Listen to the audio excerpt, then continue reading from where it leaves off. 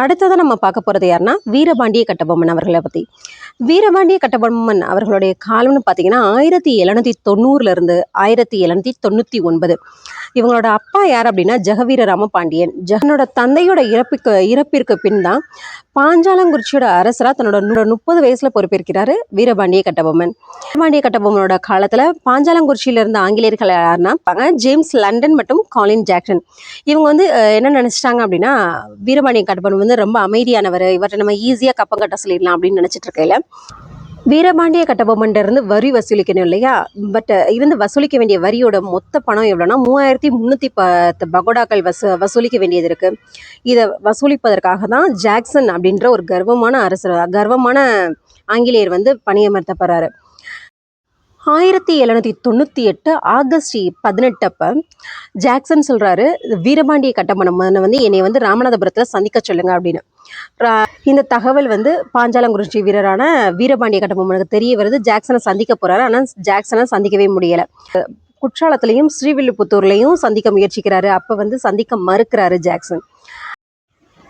அப்புறம் என்ன ஆகுது அப்படின்னா 1798 செப்டம்பர் 19 ராமநாதபுரத்தில் சந்திக்க வர சொல்லுங்க அப்படின்றாரு. வீரபாண்டிய கட்டபொம்மனும் போய் சந்திக்கிறார். எப்போ 1798 செப்டம்பர் 19 ஜாக்சனை போய் ராமநாதபுரத்தில் சந்திக்கிறாரு. இவரோட சேர்ந்து இவரோட அமைச்சரான சிவசுப்பிரமணியரும் போகிறாரு. சும்மா 3 மணி நேரம் வந்து கட்டபொம்மனையும் சிவசுப்பிரமணியரும் நிற்க வச்சு விசாரிக்கிறாங்க. இங்கே ஏதோ தவறாக இருக்குது அப்படின்னு உணர்ந்துட்டாங்க கட்டபொம்மன். இப்போ எப்படியாவது நம்ம தப்பிச்சு போகணும் அப்படின்னு சிவசுப்பிரமணியனுக்கு சிக்னல் கொடுக்க கோட்டைக்கு வெளியில் ஊமத்துறை அவர்கள் வர்றாங்க. ஊமத்துறை யாருன்னா கட்டபொம்மனுடைய தம்பி. இவங்க தப்பிக்கிறதுக்கு உதவி செய்ய வராங்க. அந்த சூழலில் இவங்க 2 பேருமே சிவசுப்பிரமணியனும் கட்டபொம்மனும் தப்பிச்சுறாங்க. ஆனால் சிவசுப்பிரமணியன் கைது செய்யப்படுறாரு.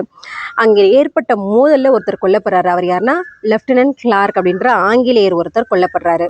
இதனால சிவசுப்பிரமணியன் கைது செஞ்சு கோட்டையில் உள்ள ஜெயிலில் அடைச்சிறாங்க. கட்டபொம்மன் அவர்களை வந்து பாஞ்சாலங்குறிச்சிக்கு தப்பி போயிட்டாங்க. தப்பி சென்ற கட்டபொம்மன் என்ன பண்ணுறாங்க அப்படின்னா ஜாக்சன் நம்மளை எப்படிலாம் கொடுமைப்படுத்துறாரு அப்படின்றத மதராஸில் இருக்கக்கூடிய ஆட்சிக்குழுவுக்கு தெரிவிக்கணும் அப்படின்ட்டு இந்த மாதிரி ஜாக்சன் இதெல்லாம் பண்ணாங்க அப்படின்னு மதராஸில் இருக்க ஆட்சிக்குழுக்கு சொல்லிட்டாங்க. அந்த ஆட்சிக்குழுவில் இருந்த 3 முக்கியமான பேர் யாருன்னா வில்லியம் ப்ரவுனு, வில்லியம் ஓரம், ஜான் காசா மேஜர் அப்படின்ற 3 பேர் இருக்காங்க. அவங்க வந்து முக்கியமான தலைவர்கள் அந்த ஆட்சிக்குழுவில் இருக்கக்கூடியவங்க. இவங்க கட்டபொம்மன் நடந்த எல்லாத்தையுமே இந்த மதராஸ் ஆட்சிக்குழுகிட்ட சொல்கிறாங்க. கட்டபொம்மன் மேலே எந்த தவறும் இல்லை, பண்ண தவறு எல்லாமே ஜாக்சன் தான் அப்படின்னு மதராஸ் ஆட்சிக்குழுவோட அந்த 3 முக்கிய தலைவர்கள் எல்லாம் பேசி ஒரு முடிவுக்கு வராங்க. அது என்னன்னா ஜாக்சன் மேலே தான் தவறு, கட்டபொம்மன் மேலே தவறு இல்லை அப்படின்றத உணர்ந்து சிவசுப்பிரமணியாரை விடுவிக்க சொல்லிட்டு ஜாக்சனை கூப்பிட்டு பணி இடைநீக்கம் செய்ய வைக்கிறாங்க. அப்படி ஜாக்சனை பணி இடைநீக்கம் செய்த ஆளுநர் யார் அப்படின்னா ஆளுநர் எட்வர்ட் கிளைவ் அவர்கள் தான். 1798 டிசம்பர் 15 திரும்ப ஒரு குழு, அந்த மதராஸ் குழுவெல்லாம் சேர்ந்து கட்டபொம்மன்ட்ட விசாரிக்கிறாங்க என்ன நடந்ததுன்னு. கட்டபொம்மன் நடந்த எல்லாத்தையும் சொல்கிறாரு. இப்போ என்ன ஆகுது அப்படின்னா முழுமையான தவறுமேல் அந்த ஜாக்சன் பக்கம் தான் அப்படின்னு மதராஸ் ஆட்சிக்குழு முடிவு பண்ணுறாங்க. பணி இடைநீக்கம் செஞ்சுருந்தாங்க இல்லையா ஜாக்சனை, இப்போ முழுமையாகவே பணியிலேருந்து நீக்கிட்டு அந்த இடத்துக்கு எஸ்ஆர் லூசிங்டன் அப்படின்ற ஒரு ஆளுநரை நியமிக்கிறாங்க. மதராஸ் ஆங்கில குழுட்ட பேச்சுவார்த்தை நடத்திட்டு கட்டபொம்மனும் 1080 பகோடாக்கள் போக மீத நிலுவையில் உள்ள எல்லா பகோடாக்களையுமே கட்டிடுறாங்க.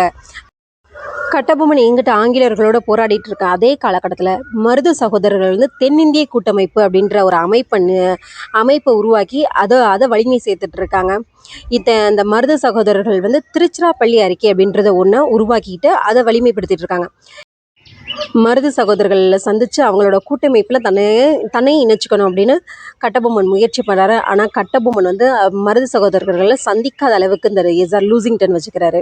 இவர் வந்து சந்திக்கவே விடாமல் தடுத்து ஒரு கட்டத்துக்கு மேலே மருது சகோதரர்களும் கட்டபொம்மனும் சந்திச்சுறாங்க. இந்த மாதிரி நம்ம வந்து இவங்களுக்கு எதிராக எப்படிலாம் போர் புரியலாம் அப்படின்ற ஒரு கூட்டமைப்பு உருவாக்குறாங்க. அந்த கூட்டமைப்பு ஆங்கிலேயர்கள் சைட்லேருந்து மே மாதம் 1799 ஆளுநராக பணியமர்த்தப்பட்டவர் யாருன்னா வெலஸ்லி பிரபு என்ன பண்ணுறாரு அப்படின்னா திருச்சி மதுரையில் இருந்த படைகள் எல்லாம் ஒன்று திரட்டி நீங்கள் வந்து இங்கே இருக்க வேண்டாம், திருநெல்வேலியை நோக்கி போங்க, அங்கே வந்து மருது சகோதரர்களையும் கட்டபொம்மனுடைய கூட்டமைப்பு வந்து நம்ம உடைக்கிறதா நம்மளோட ஃபர்ஸ்ட் பணி அப்படின்ட்டு எல்லாரையுமே ஒன்று திரட்டி அனுப்புகிறாங்க. இந்த படைக்கு ஒருத்தர் தலைமை ஏற்கிறாரு. அவர் தான் யாருன்னா மேஜர் பனார்மன் வந்து 1799 செப்டம்பர் 1 கட்டபொம்மன் கட்டபொம்மன் வந்து சந்திக்கிறாரு. நீங்கள் வந்து உங்களோட கூட்டமைப்பை உடைச்சி எங்கிட்ட வந்து சரணடைங்க அப்படிங்கிறாரு. இந்த பேச்சுவார்த்தைக்கு வந்து கட்டபொம்மன் அவர்கள் ஒத்து வரல. உடனே என்ன பண்ணுறாரு அப்படின்னா, கட்டபொம்மனுடைய சமையல்காரர் ஒருத்தர் இருக்கார், ராமலிங்கர். அவரை அவரை கூப்பிட்டு, இந்த மாதிரி உங்களுக்கு தேவையானதெல்லாம் நாங்கள் செஞ்சு தர்றோம், நீங்கள் வந்து எங்களுக்கு பண்ண வேண்டிய ஒரே உதவி என்னன்னா, கட்டபொம்மன் அவருடைய கோட்டைகளில் ரகசிய பகுதியெல்லாம் எங்கள்கிட்ட சொல்லிடணும். இந்த மாதிரி சொல்லிட்டீங்கன்னா ஆங்கிலேயர்கள் சைட்லேருந்து உங்களுக்கு என்ன சப்போர்ட் வேணுமோ அதை நாங்கள் செஞ்சிடறோன்னு ராமலிங்கரை கைக்குள்ளே வச்சுக்கிறாங்க. ராமலிங்கரும் அந்த கட்டபொம்மனுடைய முக்கிய கோட்டை ரகசியங்கள்லாம் சேகரித்து வந்து இந்த பனார்மெண்ட்டை சொல்கிறாங்க.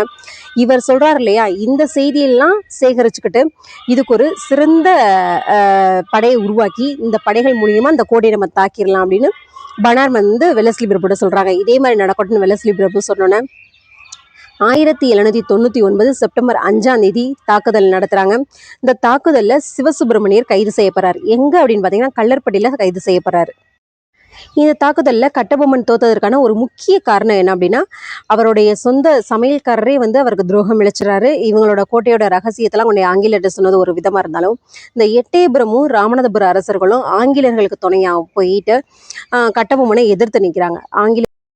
சிவசுப்பிரமணியரை வந்து செப்டம்பர் 13 நாகலாபுரத்தில் தூக்கிலிடப்படுறாரு. 1799 செப்டம்பர் 13 நாகலாபுரம் என்ற ஊரில் தூக்கிலிடப்படுகிறார் சிவசுப்பிரமணியன். அந்த பக்கம் சிவசுப்பிரமணியர் நாகலாபுரத்தில் தூக்கிலிடப்படுகிறார். இந்த பக்கம் என்ன ஆகுது அப்படின்னா, கட்டபொம்மனை கைது செய்கிறாங்க ஆங்கிலேய அரசு. கைது செஞ்சுட்டு வந்து கயத்தாறு அப்படின்ற பகுதியில், திருநெல்வேலிக்கு மிக அருகில் இருக்க அந்த கயத்தாறுன்ற இடம், அந்த கயத்தாறில் பழைய கோட்டை முன்பாக ஒரு புளிய மரத்து அடியில் வச்சு விசாரணை நடத்துகிறாங்க. இதில் கட்டபொம்மன் வந்து தன் மேலே உள்ள எல்லா குற்றச்சாட்டுகளையுமே ஒத்துக்கிறாராமா, நான் தான் பண்ணேன்னு. எல்லா மக்களுக்கும் முன்பாக புளிய மரத்தில் தூக்கிலிடப்படுறாரு. அது எந்த இடத்துல தூக்கில போகிறாங்க அப்படின்னா, அக்டோபர் 16 1799 அக்டோபர் 16 கயத்தாறு என்ற இடத்துல தூக்கிலிடப்படுகிறார் கட்டபொம்மன். இதோட கட்டபொம்மன் அவர்களுடைய காலம் முடிஞ்சது.